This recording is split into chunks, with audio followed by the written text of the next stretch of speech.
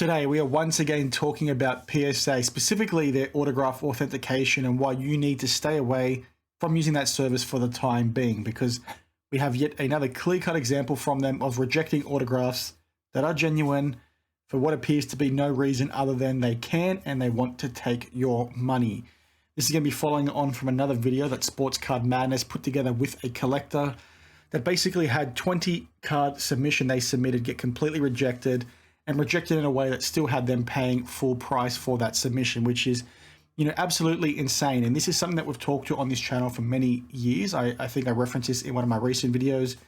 I was talking about this exact issue, out at PSA almost 3 years ago. And, when I'd heard these stories in the past, I thought they had a risk appetite issue, maybe a misalignment with how they were managing their risk. And what I mean by that is them looking at a situation and then basically protecting themselves, not wanting to take on the risk because there are too many questions about the cards that are coming in. But what we're sort of seeing is not that, and it just looks like PSA is happy to sort of take your money and screw over collectors. And I want to unpack exactly what I mean in a second.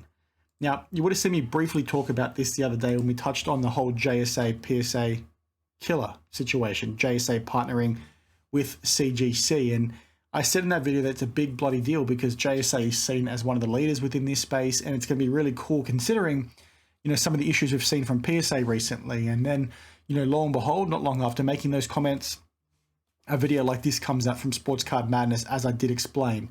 Nick, one of the co-hosts of the podcast, interviewed this individual named Tim. And he unfortunately experienced a really terrible situation where he sent in 20 cards with in-person autos to PSA and they rejected them all. And what was quite, disappointing with this was they didn't reject them under the N9 classification, which is what they use when they can't make judgment. They sort of just rejected them and said they weren't genuine, meaning they took all his money despite him getting nothing back in return, aside from his cards back. But what was pretty hilarious about this was, almost all the cards within that submission, Tim either acquired himself through attending, matches or going to private signing sessions, or acquired them from individuals who had done the same thing. So they're basically telling him he's wrong, he doesn't know what he's talking about, despite Tim having evidence on hand that has these athletes signing these cards. And it's absolutely wild and is not a story that's sort of new, right? We've seen this happen quite a lot. And Nick alludes to Boston Card Hunter, like I said, one of the co-hosts of Sports Card Madness, alludes to in the video that PSA sacked their head grader. They fired their head grader late last year. I think he says in December, I could be wrong. And since then, things have sort of spiraled down. But, like I sort of opened with, I've been hearing stories exactly like this for over 2 years now, and it just seems like an opportunity for PSA to reject things. You can't question it, and then they just get to keep your money. It just doesn't make sense to me, especially when, in the past when I've talked about this, people have, sent in, cards they got signed themselves with photographic evidence, and again, they're getting rejected. This is nothing new, and it's just one of those things where they can do it, so they go ahead and do it and take advantage of you, which is why, I'm so excited to sort of see this coming from JSA, because from what I've read thus far, like I did explain in my last video, CGC is not going to charge you if they reject an autograph, which I think is a big thing. And that fits right in with what they do when it comes to cards too. If a card is deemed altered or fake, because, they haven't really encapsulated, they haven't gone through on the full customer service offering they're giving you. So they're going to give you your money back. And whilst that might not be foolproof for them as a business, you'd expect them to keep some considering they have had to review the card or the autograph. I think it's a lot better than PSA basically rejecting something and then saying, bad luck, mate, you're going to have to sort of either submit it again or submit it somewhere else. Like, they don't really give you any context as to what went down, especially in situations such as Tim's. And, you need to check out this 16-minute interview. I'll put it down below because Nick alludes to the fact that this is happening to others. And, Nick is a big-time collector. I think he's gone on the record a few times saying he has like a 7-figure card collection. I could be wrong on that. But he talks again in this video to having a number of, in-person autographs and the likes of Michael Jordan's, etc. So he sort of knows what he's talking about when it comes to this sort of thing. So it's interesting to get his take, but it's just one of those things, like I said, where you've basically got PSA telling you to kick rocks when it comes time to getting your stuff back. And I just don't understand how a business model like that can operate. And sort of like I was alluding to, Nick basically says they sacked their head grader, late last year, but this is something that's been happening for a long time. And like I sort of opened with, I initially thought this was a risk appetite issue. And I think I mentioned that in the comment down here. I just think it's them, taking the piss, because their opinion on the sort of PSA DNA outcome is determined by whichever way the wind is blowing. Because I've had people in the past come to me, and this is 2 years ago, I spoke about it, and I reference it in this video over here, but people came to me and said, I submitted like a 5-card submission, all of which were signed at the same event, all of which were, photographed by me getting the athlete signing them. The PSA have gone ahead and approved and signed off on the lesser known athletes, but then the other ones that I had the exact same proof for, they've rejected, and they've rejected them because it's the likes of Larry Bird amongst others, which is, crazy to me. Like that just seems like them, trying to have their cake and eat it too.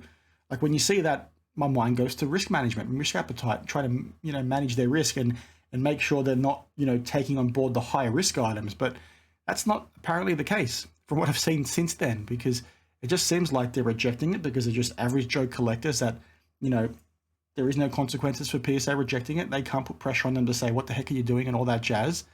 And it's one that doesn't make any sense to me, because like you saw in this order, they've gone ahead and rejected 20. And when I say this order, I mean the interview that I just referenced earlier. And they've gone ahead and rejected all 20. And when you look at what they do from a card grading perspective as well, like they don't just see one fake card and then reject the whole submission. So why are they doing this in this instance? And it almost like it is what I said earlier. They're just doing it because they can. They're going to make the money irrespective of whether they grade your 20 or not. And if they flag it like the way they did in this particular instance, you still have to pay. So from their perspective, it's probably easier because they don't have to spend as much time looking at it. Nobody's probably questioning them internally. They can tick it, get their KPIs up potentially, and these 20 cards get sent back to the customer, and the customer still has to foot the bill. It's like, where's the sort of alignment internally to make sure that there's no vested interests or anything like that? And I'm talking in circles now because I lost my train of thought slightly, but it's one of those things that just doesn't make sense. Like, I don't think it's a risk appetite issue. I think it's a competency issue. Happens in cards too, like I just said. And it's just one of those ones that's left me scratching my head yet again. And it's why I'm super excited to sort of see what CGC and JSA can actually do to try and win back, market share within this space, because I think it's there for the picking. And, it could be something as simple as, CGC just being more transparent. The fact that PSA don't actually disclose to you why something was rejected, or you can have the same order go back to them multiple times and their opinion change multiple times, does not fill me with confidence that they know what the heck they're doing. And again, this is a problem that's been happening for at least 2 or 3 years, going back to videos I've done, back then. It does not make sense to me. And I don't understand why people, continue to place, an emphasis on PSA being the best when you see crap like this. I just don't get it, how you can have, a business who can be financially rewarded by not doing the work and nobody push back on them for that.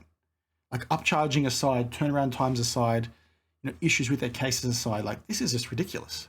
In this case, how can you be comfortable? How is it ethical to take this guy's money?